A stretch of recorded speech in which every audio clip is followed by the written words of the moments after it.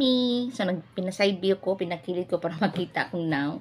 So, naaday tayo nangutan na, kaduha na yun siya, or katulo ba niya customer na ako, or follower, nga, kanang unsa da akong gigamit na sabon. So, ako na gyud nanagid ko kanang pack. So, diri ko nag-order ni Ma'am Jacinta Abadilla. So, ako lang ibutang sa comment section ang iyang Facebook para ana mo maka-order niya. Nalimot kog pila ni basta 100 plus.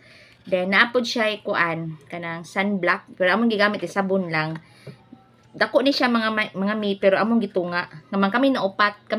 Ako anak, si RG, si Raven, o si Awi, ako. Kami na upat ani gamit ani mga ma'am. Unya ang dili siya scented, dili siya ano nga para sa uban nga beauty products nga beauty soap nga na siya humot. Kani siya kay wala siya humot, natural lang pero effective po siya mami. Nakauyon ko kay dali man gyud siya mo kuan mo now, dali gyud mo makita ang progress niya ba. So i-try na niyo mami, 100 plus na yun, nalimot ang jud ko sa exact amount. So mo ni siya. So muna siya yung brand. Promise mga madam, effective jud nakauyon ko. Iyangan kay patay di ko kaklaro.